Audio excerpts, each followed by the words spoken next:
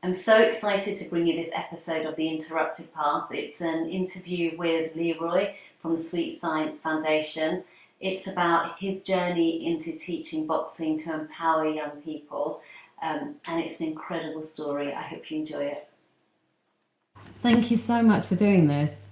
My pleasure. Genuinely, it means so much to me because of, I was saying to you earlier before that the first time I met you was 2009, which you can't believe. You thought it was how many years ago? 7. Yeah. About 7, 8 max. Yeah. And I still remember, I say this to you often, but I think because I have so much gratitude for that moment when I met you. It was, I was in my kids' playground, and you were handing out leaflets to come to your boxing class. And you didn't even hand one out to me. You were just handing them out to other people. I just happened to be there. And the idea of me going to a boxing class just seemed ridiculous. Like, I couldn't even understand why you were handing them out to mothers in the playground anyway. Like, you will explain why this is in a moment. But that moment that I came to your boxing class has actually been transformative. And every so often I remind you of this because I like doing that. And also I'm it was through you I learned that exercise is mentally good for you, emotionally. I've been told that I didn't believe that.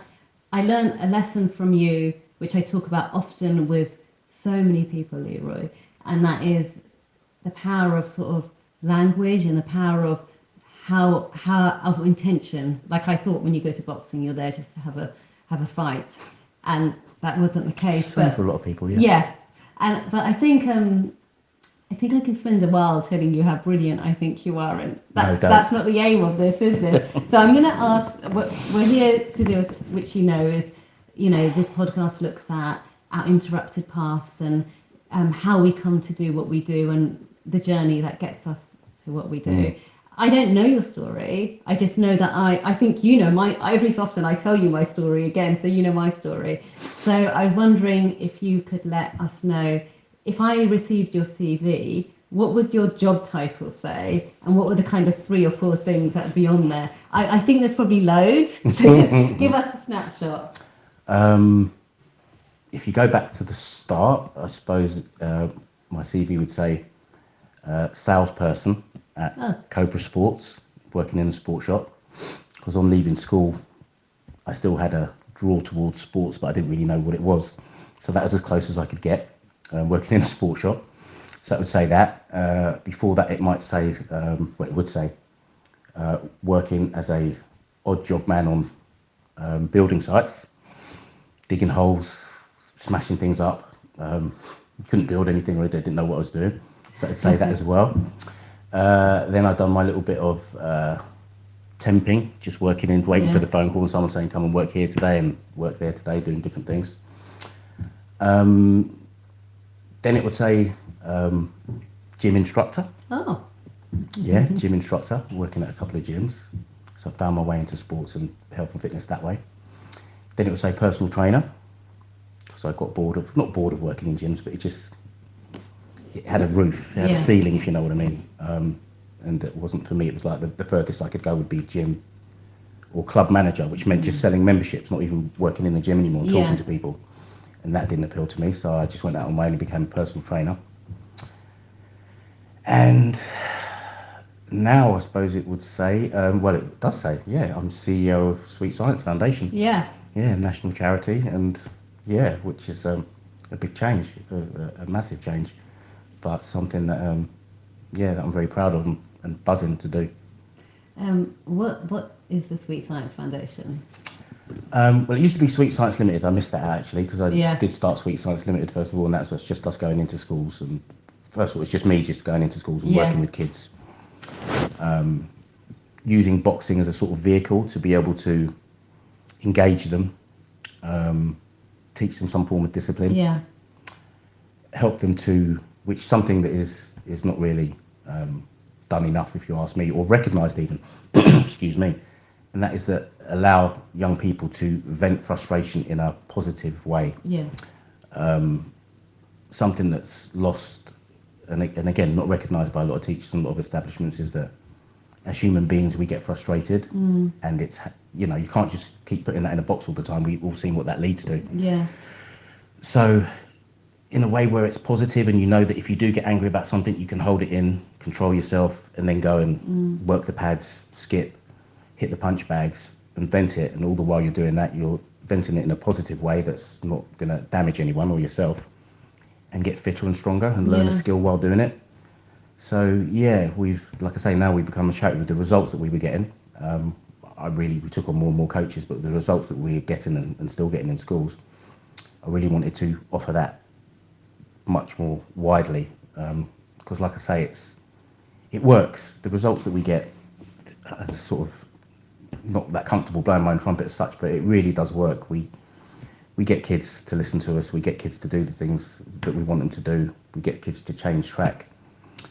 So yeah, that's what we're doing, and we're getting great results doing it. Like I say, and it's just so fulfilling. Yeah. It's just a complete and utter buzz for me. I just love it. It's such a incredible idea of taking like something like boxing into schools and working with kids, and you've been doing it for a long time, and I know that you're really humble and you don't blow your own trumpet, but have you got like any example or any your best accomplishments with this, like work you've done with kids? Or I mean, I told you about how I found it transformative and I was just attending a class, but have you done work that you think, oh yeah, that's something I did? I can think of that example. You can anonymous if you want. Yeah, there's a few. There's a good few. There's one young man who I worked with. He won't mind me naming him. His name's Morgan. We still talk. And his mum brought him down because his mum was at a loss. He was messing up at school, getting in a lot of trouble. She's a single parent. She had a younger daughter as well. And she brought him down to a gym I was working at the time. It was just us three in there at Burlington Dane School. And she explained everything that was going on in front of him, and I listened, and then she left. And it's just me and him, and I was talking to him. And he was a little bit sort of like, you know, disengaged and just like, yeah, no, blah, blah, blah. And I told him how important it is, you know, to be good and make, which is a phrase I still use now, make your mother proud. I've got posters of it. I've got a picture of me sitting down looking like that, and my mum above me holding a trophy. I just won like with a massive smile, and it's my favourite picture of my mum ever, because you can just see in her face the pride and how happy she is. And so I just love that picture. And I was just explaining that to him, and then I told him about the last conversation I ever had with my mum, which was her phoning me while I was just getting ready to go to work. And it always gives me goosebumps when I think about this. And I looked at the phone and I was sort of like, oh, Mum, she loves to chat. I ain't got time. I'm just going. Now, I could have easily, and I told him all this, what I'm telling you now, I could have easily just gone, I'll call her back, all right? But I didn't. I went, all right, Mum. She goes, all right, Lee, what are you up to? And I said, oh, nothing, Mum, just getting ready to go to work. And Mum, being my typical mum, said, don't worry then, love, like, you know, go on, you have a good day, you're wearing a vest. I mean, you're warm enough, you're dressing up, it's cold. It's like, yeah, I'm fine. If you eat, and I'm like, yeah, Mum, I'm fine. She goes, all right, I'll call you later. All right, love you, Mum, love you, yeah, bye, love you too, bye, see you, Mum, bye. Put the phone down. And that's the last conversation I've ever had with her, because the next call I got was like the next day, and it was from someone saying, oh, we're at your mum's house, she's unresponsive. And I was like, what do you mean she's unresponsive? And, you know, we're talking, I know what it meant, but you asked, you know, we're trying to get around. She said, she all right? She goes, yeah, her eyes are open, but she's just not. I was like, okay, what's going on now? So I went to the hospital, saw her at the hospital, spoke to the doctor. The doctor said to me, she had a stroke, Mr. Nicholas. Here's a picture of her brain. You see all the blue, there's loads of blue, and you see the red. And I said, yeah. And he said, well, the blue is what's been wiped out, the red is what's still there. And I was like, okay, is there any chance she'd come back from that? And I'll never forget the look on the poor doctor's face, and he was quite young. And he just had a look on his face like he didn't know what to say, sort of like, no, not really. And I went and gave her a big kiss and cuddle, and I drove home, and I pulled over. And I'm not a cheap date, I rarely cry at things. And I pulled over and I just cried my eyes out. And I said that, I told Morgan this, and I said that was the last conversation I had with my mum. So I said, just so glad I picked the phone up. I said the last things I ever said to my mum was the exact things that I'd want it to be to my last words was, I love you, Mum, and her telling me she loves me. And I told him this, and he was, and And as I was telling it to him, and I goes, this is why it's important, mate. I says, you never know when the last day is, and you know what I mean? Like, you want your mum to always have this memory of you being the best version, and like to be proud of you and all the rest of it. And he was there, and he's taller than me then, to be honest with you. And I could see his, you know, when someone just doesn't want to blink, because you know if they blink, that you know they've got that little layer of water in there. Yeah. And I just goes, oh, I've just got to go and grab something, I'll be back. And I left him alone for 5 minutes. I just shot out, didn't do nothing, I just went round the corner and came back. And when I came back, we were just on it. And he was like a sponge for everything that I told him, everything I discussed. He started reading books. He would come into me and start telling me about books about philosophy that he's read and stuff like this, and ways to live your life, stuff I didn't even know. And I was like, wow, really? That's brilliant. And he became, I think he still probably is the best. Yeah, him and Marvin. There's a couple. There's a few, but he was good. He became one of the best boxers that I've ever trained. He was just so on it. He became the perfect son, the perfect older brother. We helped to get him employment. He did that employment, and then did what I exactly did as well, which was say, okay, I've got the information I need from this employment now, but I want to do it on my own. And he went off and he started up his own company, and he's doing that for himself now. And now he is a beast of a young man. He's just like, when I first met him, he was so skinny that I often make a joke with my missus. I said, like, he looks like his tracksuit bottoms that they're wearing him rather than the other way around. It just looks like he was wearing curtains. He was just this skinny thing. And now he's just an Adonis. He's just in such tremendous shape. He's a brilliant boxer. He hits the speedball like there's no tomorrow. Skips better than me now. I taught him how to skip. That's not possible. Trust me. I hate to admit it, but trust me, he's unreal. He's unreal. So that is a real success story. And like I say, he's a real trophy. I really like working with him. There's been a good few. Yeah. There's been a I good think few. what I really love about that story is that you're able to use your own kind of personal experience and your empathy in order to understand how to motivate. You've obviously got skills and you know how to teach it, but you know how to kind of get the best out of people. And I know that story would be one of many. Like I know that because you've worked in so many schools and you run so much of this. But that really makes me think about when you talk about that and how you're able to relate personal experience in order to develop this young boy, but I know many children and many people, is that what is it about you and about your childhood we need to know in order to understand the whole story as to why you do what you do today? Because I always think when people do things like you do, there's always something that's led up to that. And is there anything in particular that, you know, were there people who inspired you? Was there something in particular that led you to this? What do you remember? Because you talk about that boy's childhood really well. Like, what about you? I don't really like to call it bullied as such, but just up the road from here, like in Stanmore, opposite the Leaf Robinson, Miller and Carter now. There's a bus stop opposite there, and I tell this story so often. I always open up with telling kids this who I work with. That's what got me into boxing. I used to get not bullied, but like sort of like picked on at this bus stop. There were older kids who were waiting at this bus, so I had to walk past it to get to my school. And I was about 9, and I had older brothers and stuff like that. They were much older than me, and they used to, you know, act like brothers and push me around and pretend to fight and stuff like that. And they were always trying to toughen me up.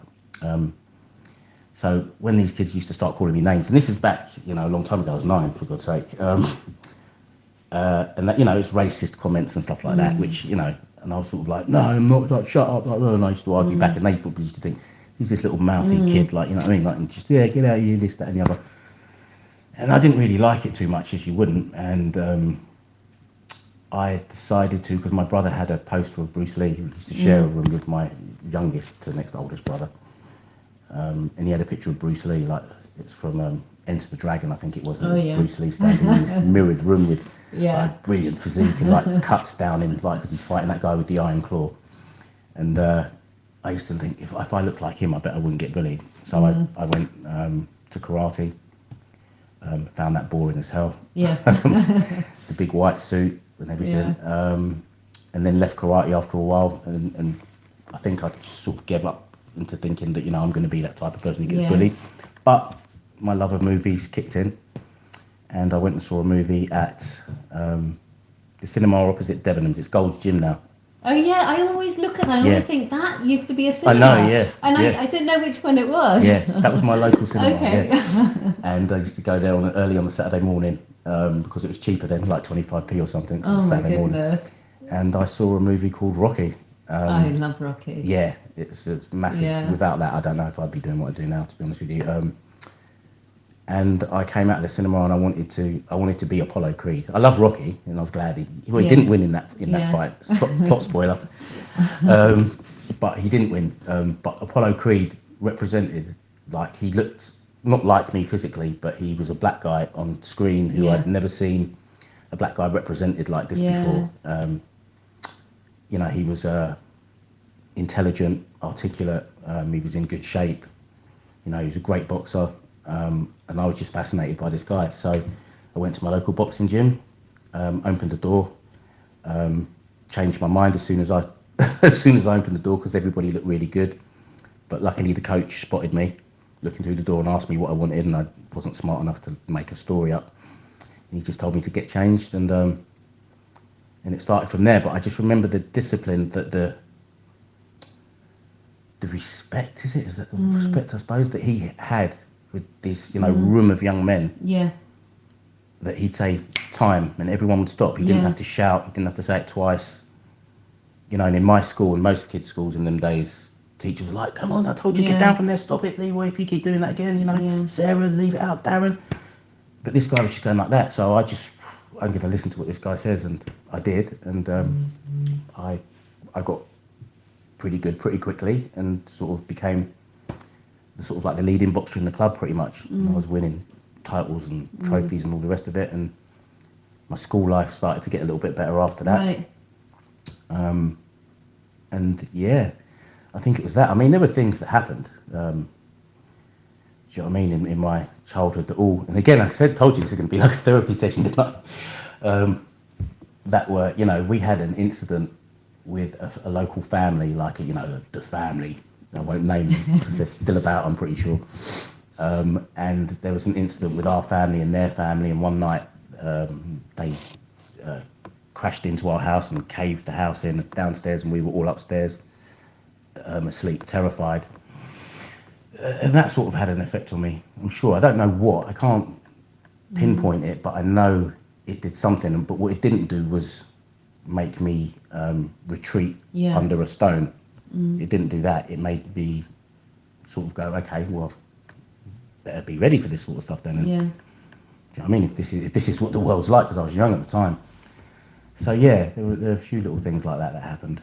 I think it really shows the power of representation, though, doesn't it? Because when you say, like, for example, that experience in the home could have made you retreat. Your home is your safe space, and if it's not safe and something comes into it, you could retreat. But you'd have these, like this, going to the cinema and seeing this film, and then having that poster of Bruce Lee. Like, there were role models out there that represented something that you thought, well, I'm not, you know, an outsider. There are things I can do. And it's really powerful to have role models. Again, that's something I think that a lot of young people, I ask young people who they look up to today, and it's, you know, at best I'd say, excuse me, Stormzy or football players and stuff like that. And I think, I don't know if, I mean, Stormzy's pretty cool. I'm not that sort of following that much, but I know some of the messages he puts out there are good. Yeah. But, you know, when it comes to football players, I'm sort of like, and some boxers, there are some boxers out there at the moment that are, you know, awful role models. Don't get me wrong, but I was very lucky in that respect. My role model was really, everybody loved Muhammad Ali, sure, but I saw the sort of like the tail end of his career. But sort of my role model was Sugar Ray Leonard. And again, he was sort of like Apollo Creed. Yeah. Articulate, nice, approachable, you know, smiley. But then when he got in the ring, he turned into this stone cold killer. Yeah. And then when he got back out, he was back nice again. Yeah. And it was sort of like, I like that sort of, I don't know if dichotomy is the right word for it, but I like that sort of change of people, how you can just, you know, turn into that person when you need to, but the real you is this nice, sweet person, but you're capable. Yeah. So he was like a huge role model of mine. And then later on, in as I became an adult, and I'm glad I found this out as an adult, he found out that success did affect him to a degree, that he admitted in some of his books that it became, a drink problem, that he, substance abuse. You know what I mean? And I was sort of like, when I was reading this, I'm like, wow, that's my boy. Yeah. So because I was sort of grew up watching him, I wanted to live like him and be like him and everything. If I'd have known that maybe when I was younger, maybe I'd have thought, well, I'll try that then. Yeah. Because he did it, so maybe, that's when I'm in that situation, maybe I'll try that. But I never had that, and I found it out when I was older, so it was sort of like, oh no, okay, I'm not gonna make that mistake, which again is what I try and tell the kids. These are mistakes that I've made, don't make them. I can promise you that it's the wrong thing to do, don't do it. Yeah. But back to your question, like role models and kids today, there's not that many out there. There's not that many that they seem to gravitate to. Yeah. Do you think that your foundation provides like positive role models? Like, is that a part of something that makes it work and makes it so successful? That is what I really strive to try and be. Yeah. And I'm not trying to be flash or anything, but I think I do it because I'm always trying to be the best version of myself that I can be. And what started that really was having kids. Yeah. Like my first daughter, it made me, because like most boys when you're younger and that, you sort of like might have a couple of girlfriends and you don't really necessarily know how to treat girls the right way and stuff like that. But then again, having made mistakes, once I had my first daughter, I'm thinking, wow, she's going to be a young girl at one point. I don't want her to meet boys like I was back then.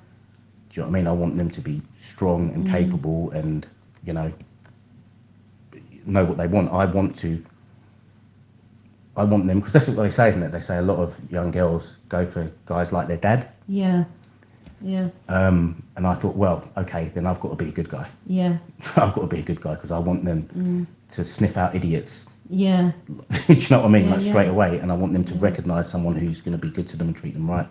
So that was a huge part. And bringing up two daughters as well taught me, and I've always told them this, I said, I wouldn't be any good at what I do had it not been for you two. I needed to have kids to recognise all these little nuances and foibles and things that they can do and how to navigate your way through certain things. So yeah, thanks to Esme and Madison for that. That was my Did you teach them how to box? Oh yeah, from the minute they could stand. Yeah. Yeah, 100%. And they're both useful.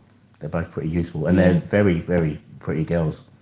And they wouldn't look like. And again, that's what I like. This sort of like, it looks like something, but it's something else. Yeah. Like they're sweet and everything and polite, but they could knock someone out if they had to. And again, this is some of the things that I tell, especially girls who I work with. It's better to have it and not need it than to need it and not have it. Because heaven forbid you're ever in a situation where you need to defend yourself. If you've wasted all your life on TikTok and eating, pizza, chances are that you're not going to be able to defend yourself. Have something, about yourself that you can use, God forbid, that you ever need to, rather than just have to go, oh.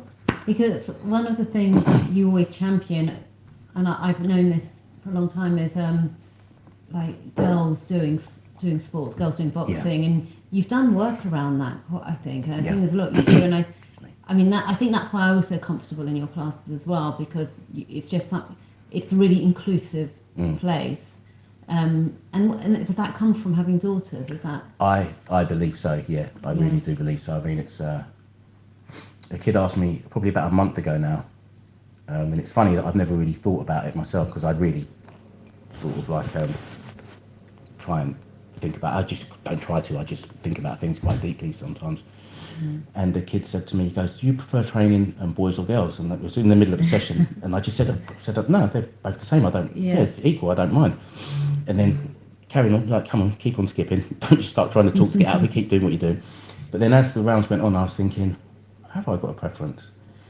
And it dawned on me that it's not a preference, but I think I get a lot out of seeing young girls sort of like realise what they're capable of doing, because the boys expect to be able to do it. That's, I'm a bloke, I'm a lad, I can punch, I can do this, I can do that. Girls are sort of like, they walk in like what's all this about then? Yeah. And they soak up the information quicker than the boys do, because the boys are like egotistical and they just trying to punch things hard. But the girls come in and I tell them to keep their hands up, I tell them to throw a punch straight and bring it back straight, they do it. And I love to see them grow. Yeah. I really like to see their confidence grow and their knowledge of themselves and their awareness of their own ability and strength grow. And a great example I've got of that is Bentley Wood School. He's doing a big group of girls, excuse me, and there's this one girl, and she was just sort of like, you know, she's indicative of loads of girls. There's loads of girls like this, but she was sort of like, you know, sitting and doing boxing, I don't really know what I'm doing. And I said, look, do me a favour, just stand like this, right? But make sure your feet are where they should be and hold your hands there. And when you throw your backhand, like, just lean into it and twist your hips. And she was like that. And I said, yeah, but mean it a little bit. She went, like that. And I said, yeah, but just mean it. And she went, boom. And she literally looked at her hand and looked at me and I goes, that's it. I said, now do it again. Bang. And I said, now think of someone that you don't like and then do boom.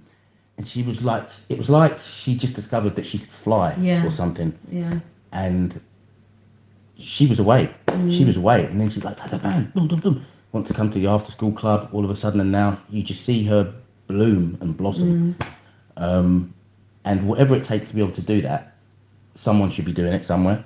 I agree, because I think the message that as girls often can get is to be nice, to be kind, to be helpful, and the idea of being strong but never being taught or being shown how to be strong, or the role models not being out there, it's really conflicting. It's really hard. Hugely. Yeah, and also it's not normally something we do physically. Like, we're not wrestling or fighting or stuff. And so the moment you go into a boxing class, it's like, oh, I can do this. Yeah. It's really empowering. Yeah, that's the great word for it. That's the perfect word for it. Yeah, that covers it. And like I say, with you've no doubt heard all of the issues, and it's amazing how many of these girls haven't, but I make them aware of it. You know, the Sarah Everard situation. Yeah.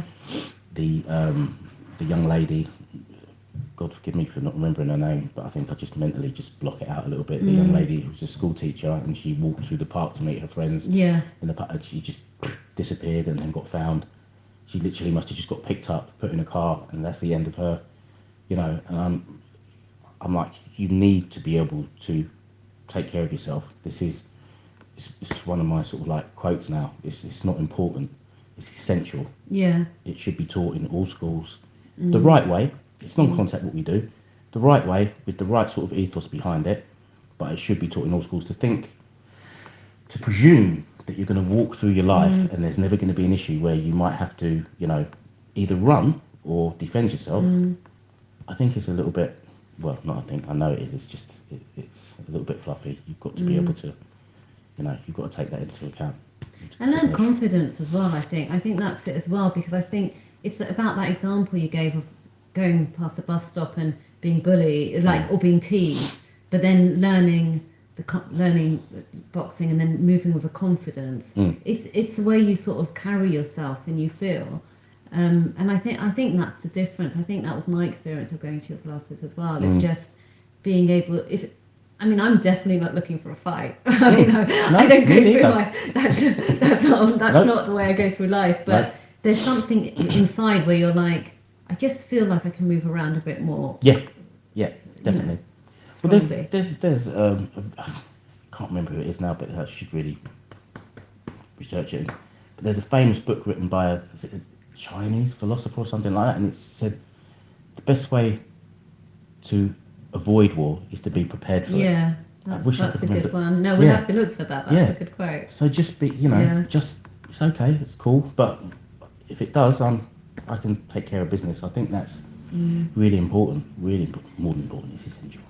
So you've spoken about school a few times, like kind of your experience of school, and like it not being. It sounds like you didn't see it as a place where there was discipline. I can remember, like, I went to school in the 80s, 90s, and it was a very different place. It was like I think schools are more careful now. I hope they are, but you actually go into schools and you work with kids. What do you see now as kind of the role of the work you do within schools and your experience of school as well? A bit more about what that was like. I loved school and I loved it too much. It was a fun playground for me.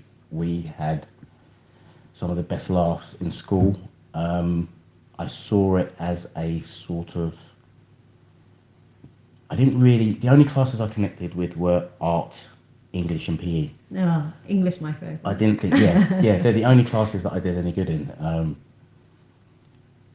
Nothing else, the teachers didn't sort of captivate me or,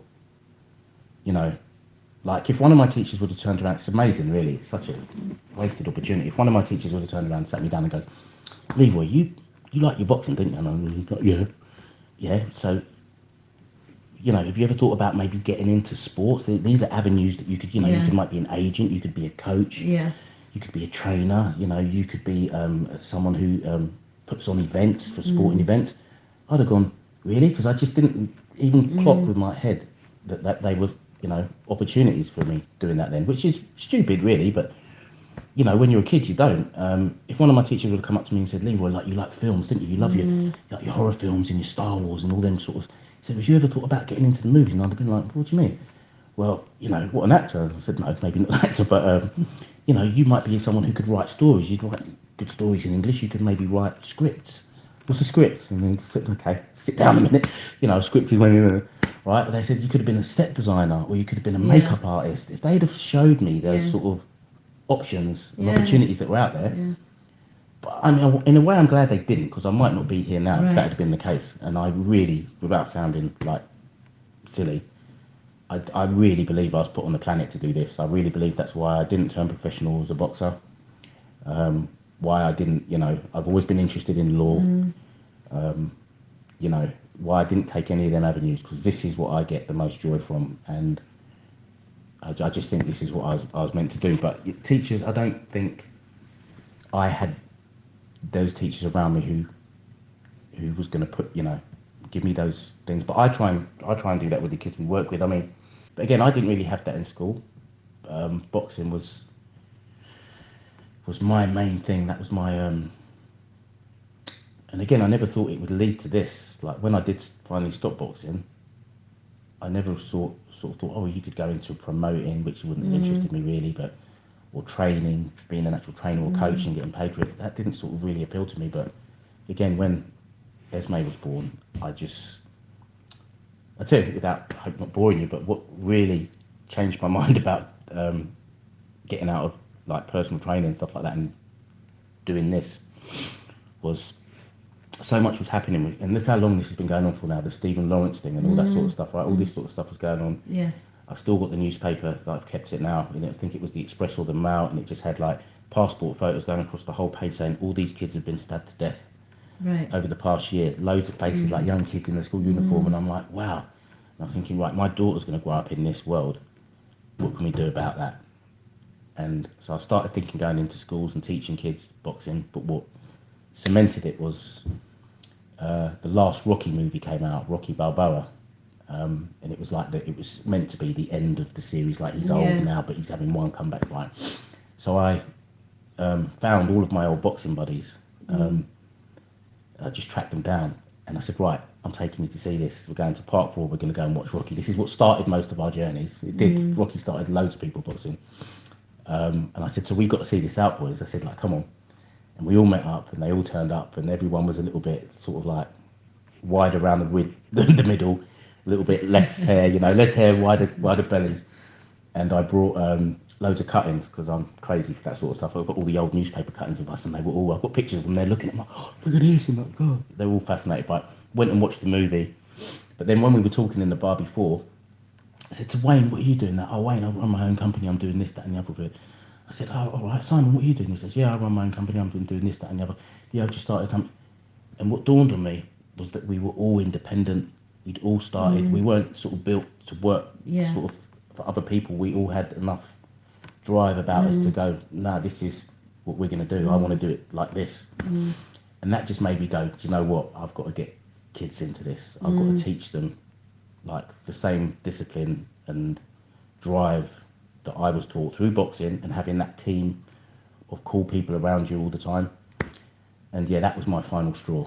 That was my sort of like, right, I've got to run with this. That's amazing. I think that thing you talk about being everyone having their own businesses, that also comes from somewhere else, because we don't really teach kids to be entrepreneurs. We teach them to become a doctor or a teacher or a lawyer, like to be a thing. Yeah. But what you and what you were saying, the people around you, what they did was they became entrepreneurs, and then I love that all this interweaves. Every time you have a big life decision or a change, it's rocky, turns up again. Yeah. I was actually thinking of watching those films recently again. I am going to watch them Yes. now. But Once a year for me. yeah, that kind of, that sort of shows you. So, those are, for you to do that, that's particular skills that you've learned, or you've got a determination. Where does that come from? Because first of all, you're doing something no one else has done. You're going into schools and bringing something, this work to them. Really serious things you've seen that you're taking, like the Stephen Lawrence case and all of these other issues, and you've really thought about them. You transformed it into this incredible foundation. But what do you think those skills are that lead to you being? What were the specific skills that made that happen? I think it's just life experience. Yeah. I just think it's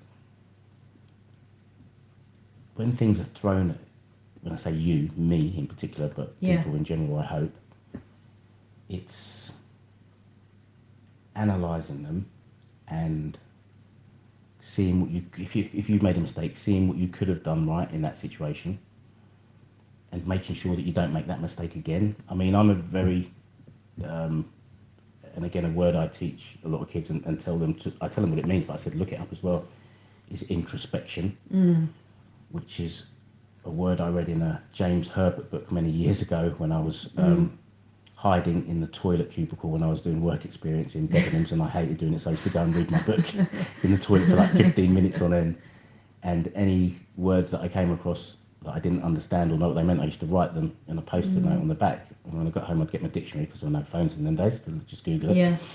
And it's still in there now. Introspection and examination of one's own thoughts and one's own feelings, and I think it's got a lot to do with that. Looking at those things, seeing why I did things, and if it's good, harnessing it, and if it's bad, trying to erase it. So that power of reflection is so important. And is that something? Did you have someone you did that with? Was there a kind of space for you to do that, or did that really come from you and like reading the book and understanding and having a space? How did you create a space to think and reflect? Because that's, as a child to be doing that, that's really incredible and really important, because I think sometimes today our kids are so bombarded by social media, by watching things, that they don't have a space in their brain to stop and reflect. There's just no space, because we're constantly, if we're not watching things go by on our phone, we're watching something on TV, we're listening to something. But you're, like you said, you went to the toilet and took out 15 minutes of art, or something you didn't want to do, and read. Like, was that completely independent? Yeah, yeah. And one of the rest, not because I'm anything special compared to anyone else, it's because it was a different time, and because there was sort of nothing else to do. Yeah. If I'd have had a phone in them days, I'd have gone and watched YouTube. Yeah. And left that cubicle with no extra intelligence or Amazing. Yeah. things in my head. Yeah. Back when I was a kid, and I'm older than you, much older than you, when I was a kid, we had times when we were bored. Yeah. There were times when, you'd have like 4 channels on the TV. Yeah. If your mum and dad wanted to watch Panorama or the news, what are you going to do? You're going to just sit there and watch it and you're not interested? Or are you going to go out to play and talk with your mates? Or are you going to read? Or are you just going to be bored, as I said to one of my good friends, Derek, not long ago, just to sit down and be bored, and then after like I'm bored. After 2 or 3 minutes of being bored, you know what happens? You start to think. You start to become sort of creative in your own head and think about things. It might be funny things that you're thinking about, but then that's probably how comedians are born. Not born, but do you know what I mean? That's probably how they cut their teeth, by being bored and thinking about things. Oh, that'd be funny. Or, that's what definitely happened with me. That's what definitely happened with me. That's what led me down that path. But like I say, it's loads of different things happened in my life. Do you know what I mean? Like, Yeah. it's just Could be a seeing and trying to learn series. from. We could talk about it forever. Yes, but I don't want to bore the life out of you. No, I think it's fascinating, and I actually think that power of boredom and allowing children to be bored in order to reflect is something that we're sort of losing. And I've been reading this really brilliant book called Deep Work, and even as an adult, I'm like, oh, I'm plugged into something all day. I've started to put my phone on aeroplane mode just to create space. Yeah. You know, and I guess doing sport allows space, doesn't it? Yeah, that's the really cool thing as well. I tell you what, I really get a kick out of now, and I haven't done it for a while because with the foundation and everything, the charity, I'd feel terrible. My missus would be upstairs doing the computer or something like that, working stuff out, and I'd be outside, like doing archery. I love, like, I've got a bow and arrow, and I just love it. And it just, because you can't think about anything else when you're doing it. You just, you're only concentrating on that, and you're not even, it's weird because you're not even consciously thinking anything at the time. You are just, I don't even know what I'm just at, it sounds stupid, but I'm just at one with the bow and arrow. Yeah. Because I'm thinking, okay, I've done that last time. Yeah, and it went to a little bit to the left, so now I've just got to slightly, and it's just so centering. Yeah. That it's relaxing. It's relaxing. It's absolutely relaxing. It like just reminds me of like not allowing yourself to be distracted. How incredible that is. Like you have to be so focused, and I think we have so many distractions throughout the day. Yeah. Like recently, I went to Sicily and I was climbing only a little bit climbing Mount Etna. It sounds more impressive than it was. I mean, I'm just so unfit. But I remember finding it so challenging that for the first time in a long time, I couldn't think about anything else but how to take the next step to get, so I could get to the top. And when I got to the top, I was like, oh, my brain was empty for the first time. Isn't it great? It is great. It's just so, It is great. I think we could talk forever, but Leroy, the work you do is so amazing and so fascinating. Thank you very much. But before we kind of, I mean, you've got such an incredible story, and what you do is so amazing that before we kind of end, I was wondering if there's any advice for anyone that you have who might be facing, any kids who might be facing challenges, even adults in my situation. I came as an adult to you, or any kind of strategies to managing, you know, in the kind of world we live in today. I'd like to leave the last words to you. I think with young people today, what you've got to be aware of is how easy it is to do the wrong thing. The thing that's not going to really improve you or better your life chances, or improve you as a person, are easy to do, and that's to stay on your phone too long, to eat the wrong type of food all the time because it tastes better than maybe the food that's good for you does. That it's more fun to mess around in the class than it is to study, to actually make your brain ache and trying to figure out. Same mistake I made, because the work was hard, the maths was hard, I sort of like, let me talk to the person next to me instead, and maybe I'll get thrown out of the class, and then at least I haven't got to do this and make my brain hurt. That's something that you've got to be aware of, and you've got to really try and circumnavigate. But again, it takes self-awareness for that, and it takes introspection. Why are you not doing the work? Because it's difficult. Okay, but it's got to be difficult in order for you to learn. So, and this is some of the things we talk to about the kids, is that, getting to that point, and it opens their eyes up a little bit. Be aware of your friends, because when we're young, our friends are, it's just a group, and you don't want to fall out of that group because you feel like, I'm alone then. But be aware, like, a true friend will always want the best for you. A true friend won't find it funny when you get chucked out of a class. A true friend will be saying, "No, come on, man, like, focus, get your head around this, because we'll mess around at break time, we'll have fun then. But like, let's just get your head around and do this now." You've got to look out for people like that. My friends would never, we grew up around some funny things and stuff like that, and people were having fights, and there was like gang fights and things like this. It seems so innocent now. Gang fights are just people fighting, But my friends would never want to involve me. They wouldn't, even though I was the boxer, it wouldn't sort of like, "No, Lee, well, you don't sit this one out." Do you know what I mean? Like, blah blah blah. And I was like, okay, all right, cheers, boys. They're true friends. They're true friends, and that's you've got to look out for that, and you've got to recognise those signs. I think that's just really important. There's a lot to it. But nothing worthwhile is easy. I think worthwhile is easy. That's so true. Leroy, thank you so much. That was so incredible.